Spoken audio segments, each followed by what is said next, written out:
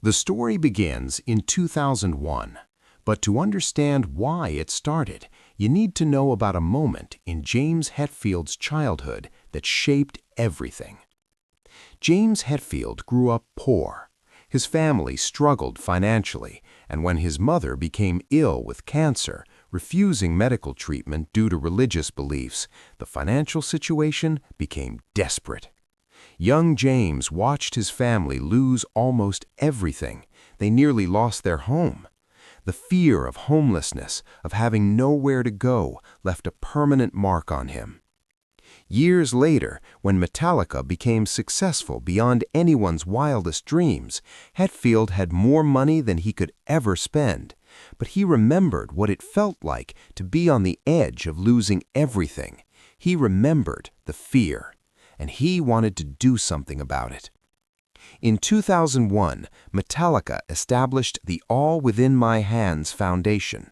The public knew about this. It was their official charitable organization, funding workforce education, fighting hunger, and supporting communities. But what the public didn't know was that Metallica was doing something else entirely, something they never talked about. It started small.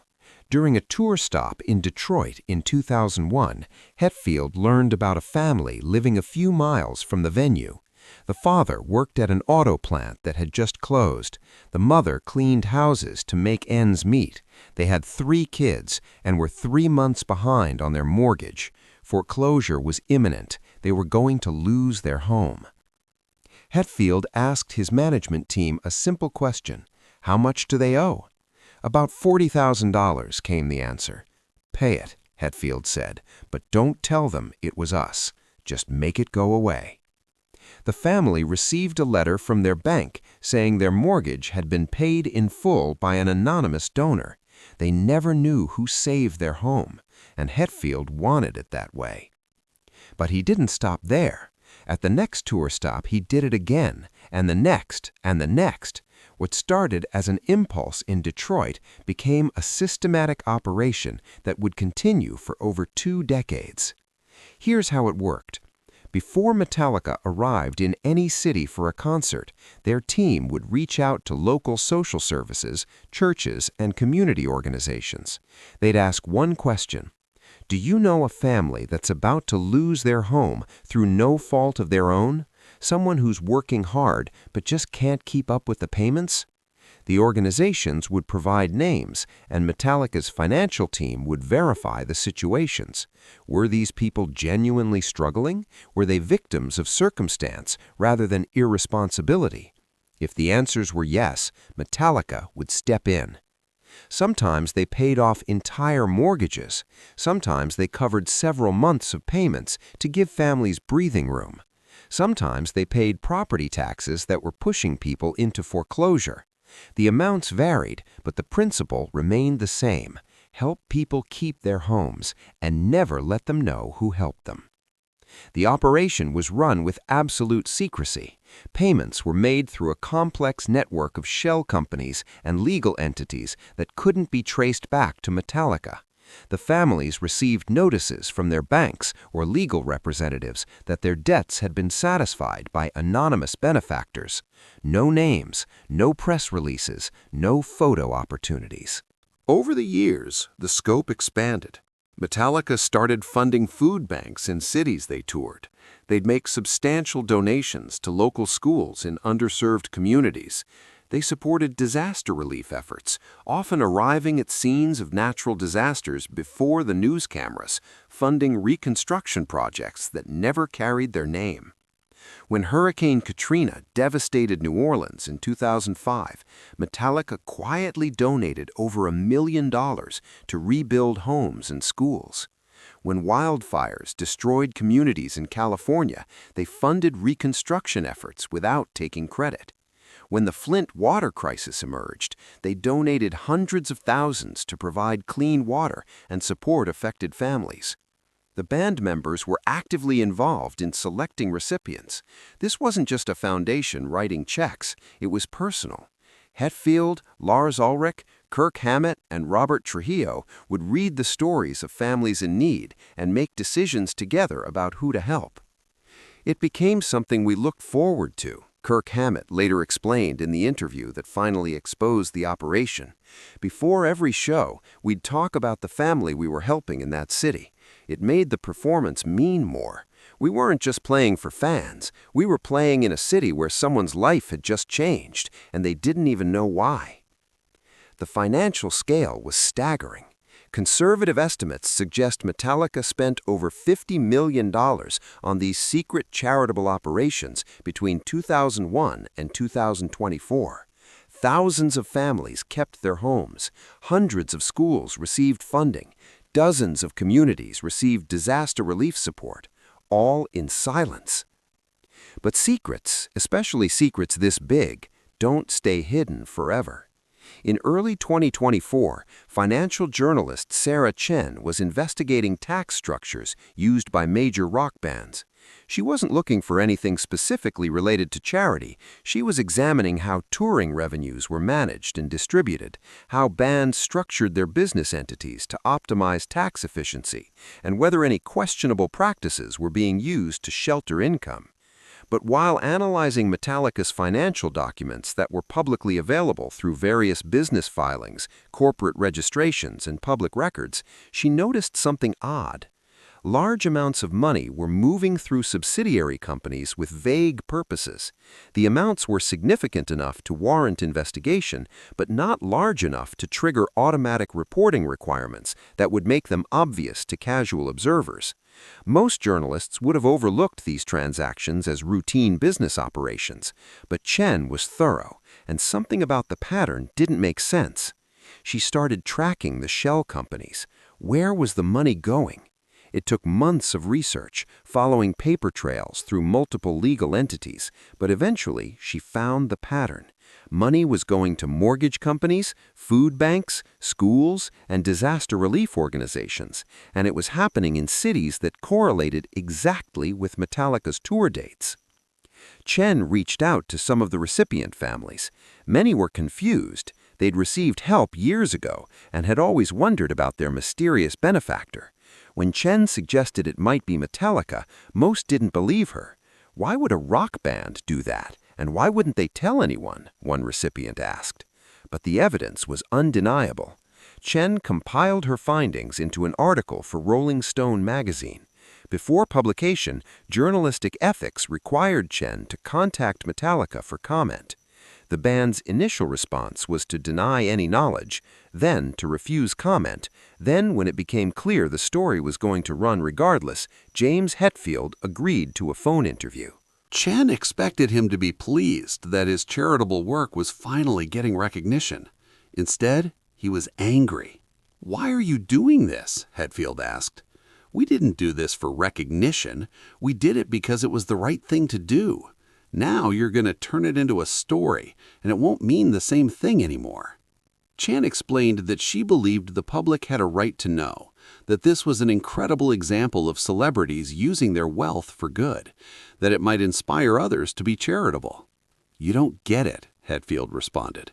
"The moment you make charity about getting credit, it stops being charity. It becomes PR. We never wanted credit. We never wanted anyone to know. That was the entire point." He tried to convince Chen not to publish the story. He offered to give her exclusive access to something else, anything else. But Chen believed the story was too important not to tell. The article ran in March 2024 under the headline, "Metallica's Secret: How the Band Quietly Gave Away $50 million Without Anyone Knowing." The response was immediate and overwhelming. Social media exploded. Within hours, the story was trending worldwide. Fans who'd attended Metallica concerts in various cities started coming forward with their own stories. They were the families who'd been helped, and they'd never known who their benefactor was. One woman from Ohio shared her story on social media, and it went viral. "In 2008, I was a single mother of two. My husband had died in a car accident, and I was drowning in medical debt and mortgage payments. I was working 2 jobs, sleeping 4 hours a night, and still falling further behind every month. One day, I got a letter saying everything was paid off. I thought it was a mistake. I called the bank, and they said an anonymous donor had taken care of everything. I cried for days. I've spent 15 years wondering who saved my family. Tonight, I found out it was Metallica, the band my husband used to listen to in the garage while working on his car. I'm crying again. A man from Texas posted, "My house burned down in 2011. Insurance didn't cover everything, and I was looking at bankruptcy and moving my 3 kids into my parents' basement. Then, suddenly, out of nowhere, the rebuilding costs were covered by an anonymous foundation. My kids got to grow up in a home, in their same school district, with their same friends, because of Metallica, and I never knew. I've been to 4 of their concerts since then. I was thanking them without knowing I was thanking them." The stories multiplied throughout the night. Hundreds of families came forward on social media, in local news interviews, in messages to Metallica's management. Teachers at schools that had received mysterious donations for music programs or new equipment. Food bank directors who'd received anonymous funding that allowed them to stay open during difficult years. Community organizers who'd been baffled by sudden grants that appeared without explanation. The scale of Metallica's secret generosity became clearer with each new revelation, painting a picture of systematic, sustained, thoughtful charity that had touched thousands of lives across 2 decades. But Hetfield's prediction proved correct. The media attention fundamentally changed what the operation had been. It was no longer a quiet act of helping people. It became a story about Metallica being generous, exactly what they'd tried to avoid. In a follow-up interview, Hetfield addressed the situation directly. "Look, I'm not mad at the journalist. She did her job. I'm just disappointed because now every family we help in the future will know it's us. The purity of the act is gone. But I guess that's okay. If it inspires other people with money to help others, then maybe it's worth losing the anonymity." Lars Ulrich added, "The most metal thing you can do isn't playing fast or loud. It's using whatever power you have to help people who can't help themselves, and doing it without needing applause. That's what we tried to do. I wish we could have kept doing it in secret, but at least now people know that metal isn't just about anger and aggression. It's about community. It's about looking out for each other." The revelation sparked a broader conversation about celebrity charity. Many wealthy entertainers donate to causes and publicize their generosity, which often generates criticism about using charity for PR purposes. Metallica's approach, giving more than most celebrities while actively avoiding publicity, stood in stark contrast. Financial experts calculated that Metallica had donated a higher percentage of their earnings to charity than almost any other major rock band, while taking none of the tax write-offs available because they routed the money through structures that didn't allow them to claim the donations. They were literally losing money to help people, one tax attorney explained. They could have structured these donations to benefit themselves financially. Instead, they chose methods that actually cost them more, but ensured maximum anonymity. This wasn't about tax strategy. It was about genuine generosity. The story inspired action. Within weeks of the article's publication, several other major artists announced new charitable initiatives. Many explicitly cited Metallica as inspiration. One notably said, "Metallica showed us that you can help people without making it about yourself. That's the standard we should all aspire to." Metallica continued their charitable work after the exposure, but they adapted. Since they could no longer operate in complete secrecy, they became more intentional about using their platform to encourage others to help. The All Within My Hands Foundation became more active and transparent, channeling the attention from the expose into productive fundraising. But they still do some things quietly. Families in cities Metallica tours still occasionally receive mysterious mortgage payments. The amounts are smaller now, and they're routed through enough layers that connecting them to Metallica requires forensic accounting. The band learned from the exposure and adapted their methods. James Hetfield's childhood fear of losing his home turned into a 2-decade mission to ensure thousands of other families never experienced that same fear. He used his wealth not to buy another mansion or another car, but to give strangers the security and peace of mind that his family never had. The story reveals something profound about what it means to be successful. Metallica had achieved every goal they'd set as young musicians: fame, wealth, respect, longevity. But instead of using their success to accumulate more for themselves, they used it to help others. And they did it in a way that reflected their values: no ego, no publicity, no expectation of gratitude. "We got lucky," Hetfield reflected in a later interview. "We made music people connected with, and it changed our lives. But luck isn't something you hoard, it's something you share. Those families we helped, they deserved that luck as much as we did. We just had the means to share it with them." The journalist who broke the story, Sarah Chen, later wrote a follow-up piece reflecting on Hetfield's angry response to her initial article. "She was right," she admitted.